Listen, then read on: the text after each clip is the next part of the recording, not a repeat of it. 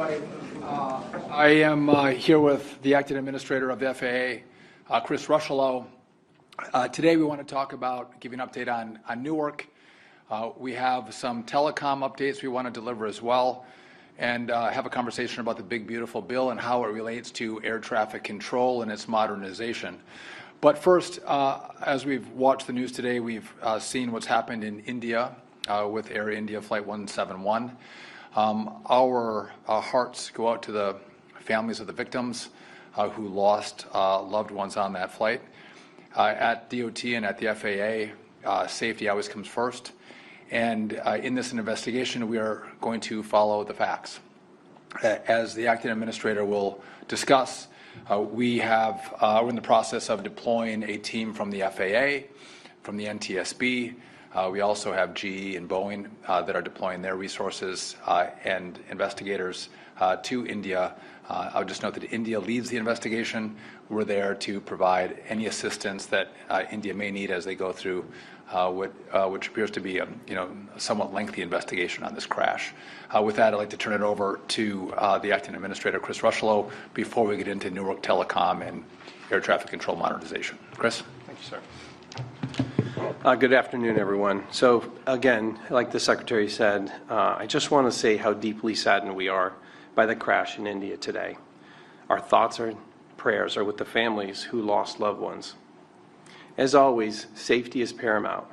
We're going to follow the facts where this investigation takes us, and that's why we're working closely with the National Transportation Safety Board to investigate the cause of the crash. Now, FAA investigators are deploying to India. We are prepared to send additional resources to support the investigation as it continues. We want to ensure the safety of the traveling public.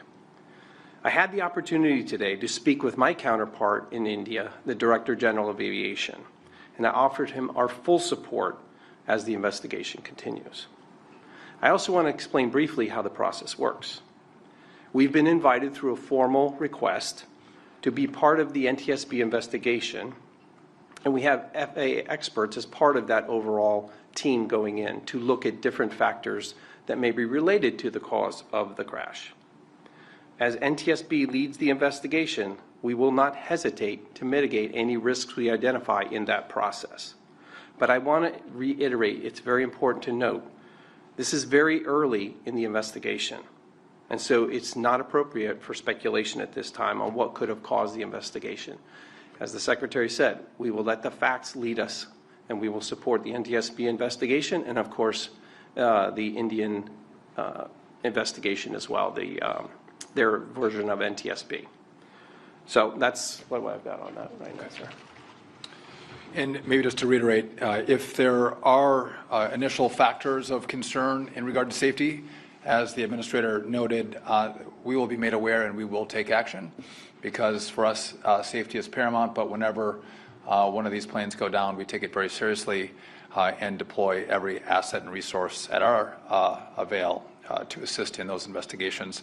I'll just note that I just want to commend the FAA. Their team is readily deployable. They are ready at a moment's notice. They have a go bag. They have vaccinations. They're remarkable in how they operate. So kudos to your team. Thank you, Acting Director. Want to move to Newark, just to give you guys some background and where we're at and where we're going. Many of you know that we had a runway under construction. That runway, by the great work of the Port Authority, was completed almost 2 weeks ahead of schedule.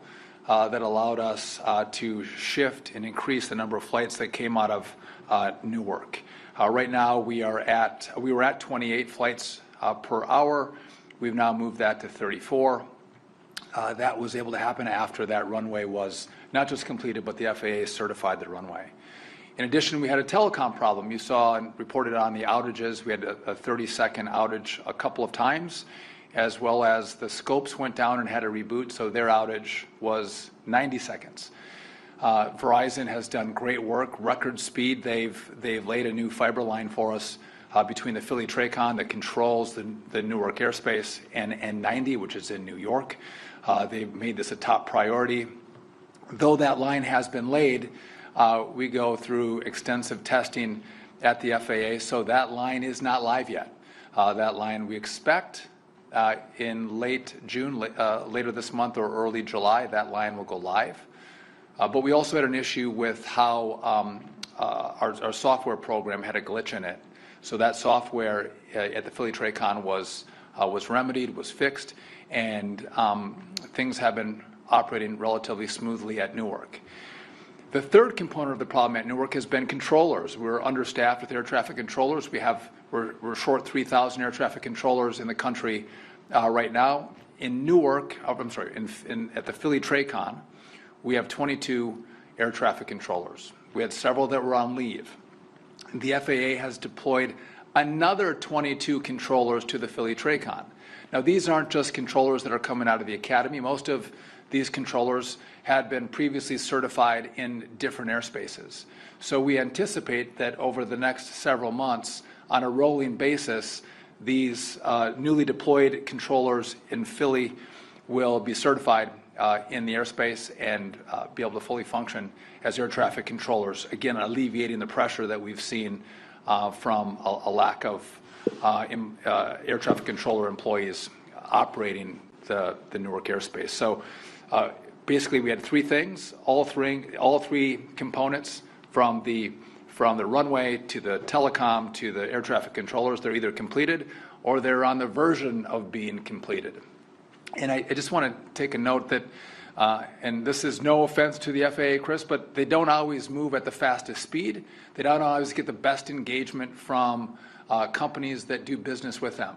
And you see right now that we have CEO level engagement with all of these companies. They understand how important aviation is to the American economy, to the American flying public, to delivering goods around the country. And so because we've had that engagement and we've had great leadership at the FAA, you have seen problems that would take months or years to fix are being fixed in very short order. And I'm proud of that, and I think that's indicative of what you're going to see happen should we get the resources in the big, beautiful bill that's being debated right now, which I'm going to come to that in a second. But before I do that, I just want to talk about telecom. So most of our system is run on copper wires.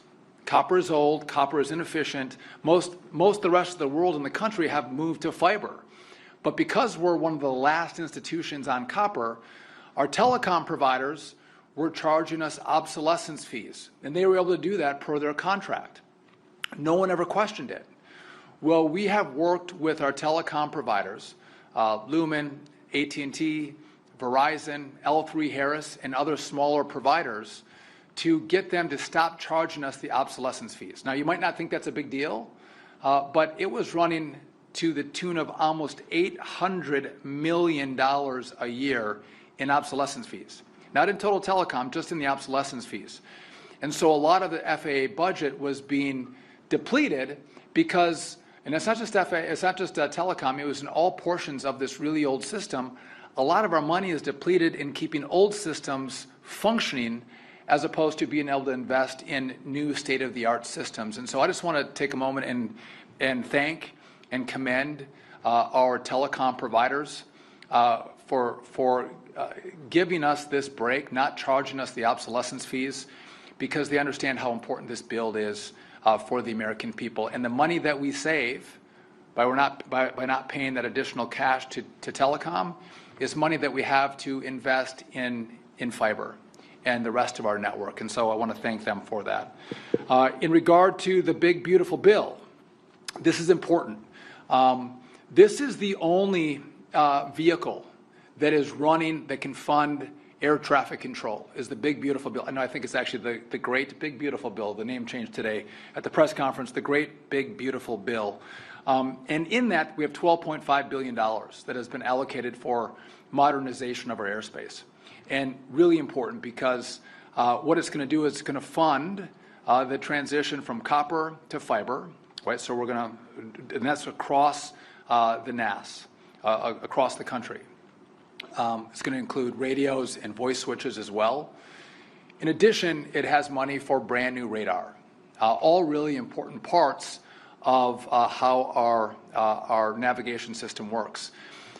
We're working with the Senate right now because the guts of how air traffic control works, the hardware and the software of the system, we don't have money in the bill there. We don't have money in the bill yet for that, but I've had active conversations with the Senate.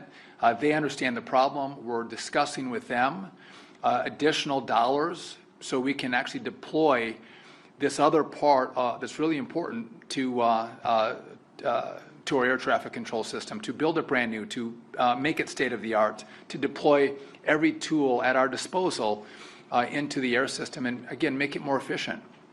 It's complicated right now. It's only going to get more complicated. Again, there's more need for more planes, more routes, but we also are going to have drones and eVTOLs that are going to be deployed into the airspace. And so I want to lend my complete support for the big beautiful bill. Again, if this doesn't pass, we are going to do nothing on air traffic control modernization. If this passes, we can start this process right now. We just had an industry day, 2 days of industry day, where we have we don't sell tickets, but if we did, it would be sold out. We had a lot of participation. This room was full. We had full viewers on our video link. But industry is getting involved, helping us think through whether we're doing it right. Do they have other better ideas for us? Getting feedback, pressure testing from industry on how best to deploy this brand new system and give us advice. And that went really, really well. And we appreciate their participation. But we at DOT and FAA, we are ready to rock. We are ready to go. We're just waiting for the money. And if the big beautiful bill doesn't pass, we don't have the money, and we're going to continue to use the same system without any change that I think we've seen failing over the course of the last months, but also the last years. And so I would hope that the Senate and the House work together and they think through how. And I know there's a lot of other really important components of the bill, but for us, this is the most important. And I would argue that I think the American people would agree. Funding a modernization, a brand new air traffic control system is of utmost importance, making sure we're driving safety and efficiency. We don't get that efficiency. We don't have the brand new system without this big, beautiful bill passing. And again, I'm hopeful, and I actually feel really good about it, the positive conversations we've had with the Senate to have them put in even more money to get us this full rounded system that's going to make the American airspace the best in the world. With that, happy to take any questions you may have, and if I can't answer them, I'm going to pass them to Chris. Or if I can and I don't want to answer them, I'll pass it to Chris too. So, yeah. Yeah, Will Nash, Air Current. So, you're talking about potentially asking more money from the Senate. Do you envision that potentially being blocked out a lot of money if they were appropriated, or potentially in another vehicle that would come later? I'm just kind of curious. So, I need this in the big, beautiful bill. Now, I imagine there'll be more that'll have to come later as well. I would like it all in one lump sum. More will have to come at a later point. But we can start if we get another $8-9 billion. We can start a big part of this process, and then we can wait for another vehicle in the future to give us the rest of the money. But we have to be able to start and run all these different work streams. Again, telecom, radar, and then our common automation platform. So just to clarify, you're effectively asking, correct me if I'm wrong, almost double there, which what they would appropriate initially at $9 billion and $12.5, right? Listen, we're going to work with them, but this next tranche is really important to start this process. And again, this is important, but we have to think through it because we do need to rebuild some of our towers and our TRACONs. And we would like another, the Senate version has one TRACON. We would like to have another TRACON as well, maybe even a third TRACON. But again, there's money to move around in the package that they're working on. And again, we've actively and aggressively worked with the Senate, and they get it just like all of us understand it. Yes. So So is that correct that we should think of this as you're looking for 12 and a half plus another 8 or 9, so somewhere in the $20 billion range you'd like to see in the bill?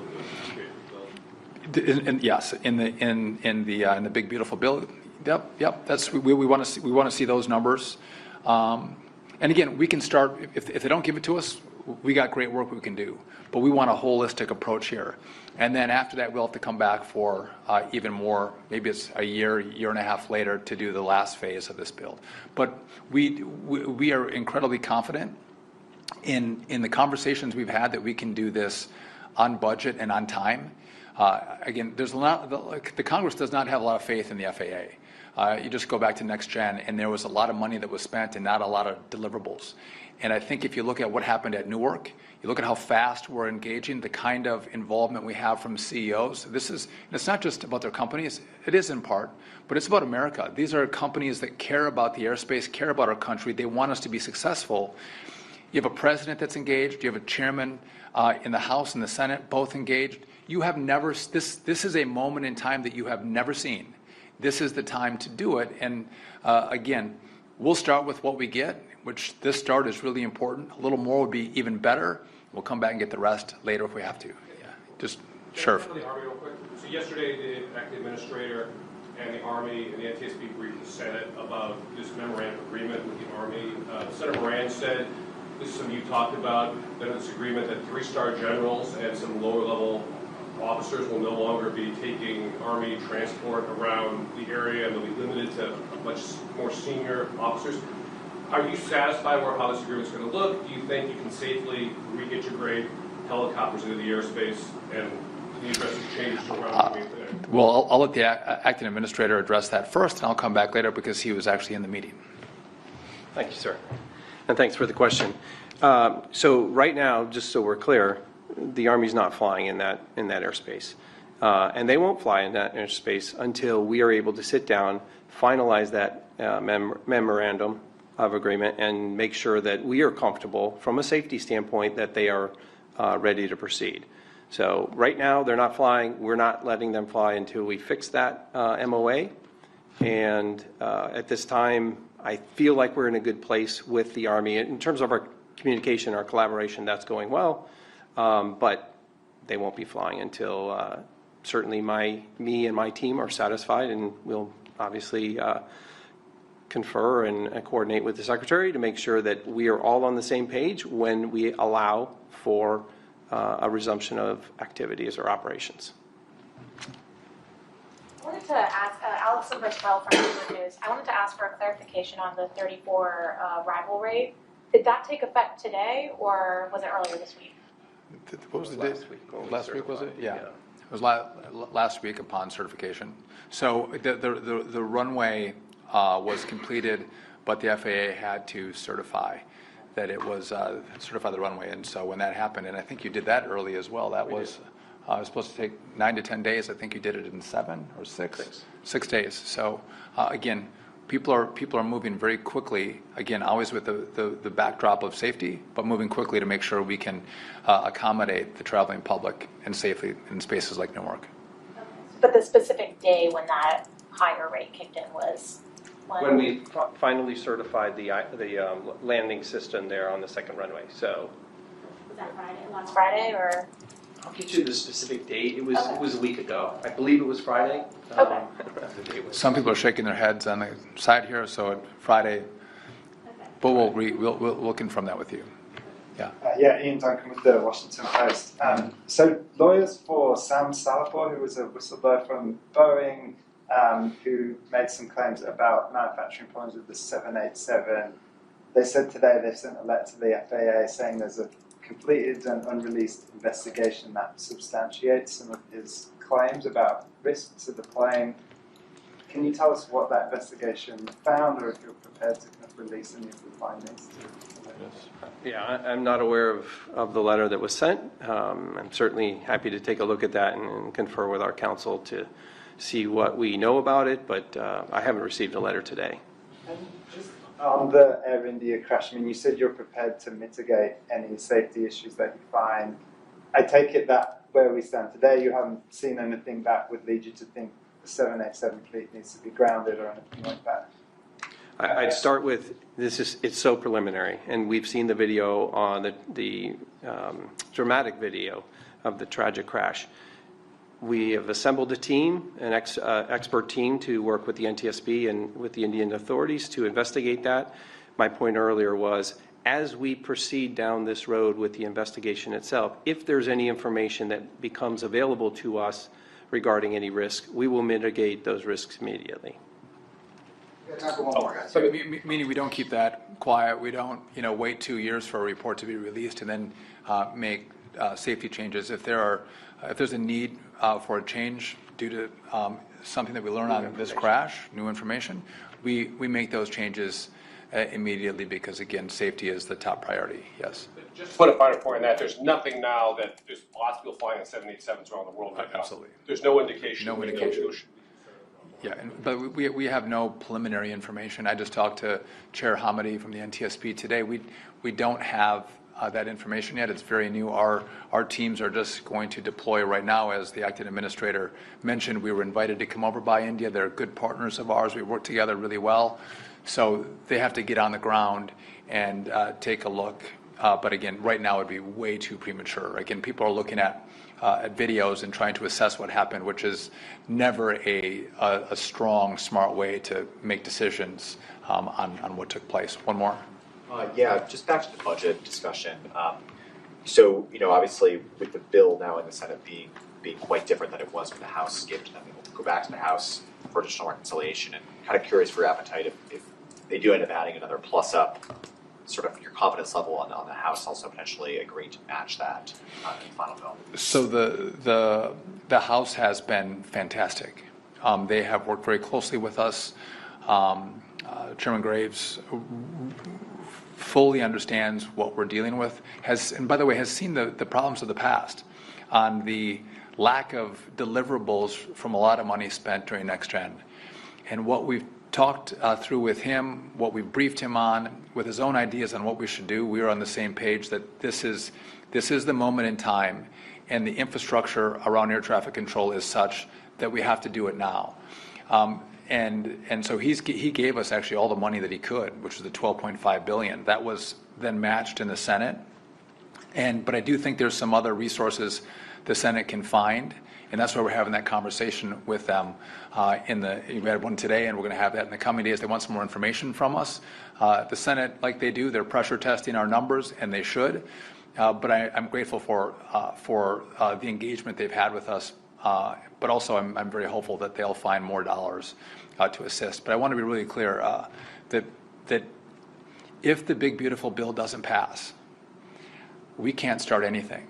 And you've seen I've talked about the telecom issues, the copper wires. We have a full funding in the big beautiful bill that's going to rebuild our telecom throughout the country, and we're going to get rid of the 1970s radar and get brand new radar in place. That is critical. This other part, really critical as well, and I think we're going to get those dollars too. But none of this begins unless the big beautiful bill passes. And I know I get the House and the Senate, and they're all working finer points, and they're working together. I just hope they come to a resolution because from our vantage point, this is really important that we don't wait for some other vehicle that might come a year from now. We have a vehicle right now, today, to begin the process of building an airspace and an air traffic control system that the American people can be proud of. That I don't know about you, I get delayed all the time, I think. Maybe the FAA delays me on purpose, I don't know. All my flights are delayed, and that shouldn't be our case. We want to have our flights fly on time unless there's a weather or a mechanical issue. So let's get back to a place where the system is the best in the world. With that, thank you all for coming. Appreciate it.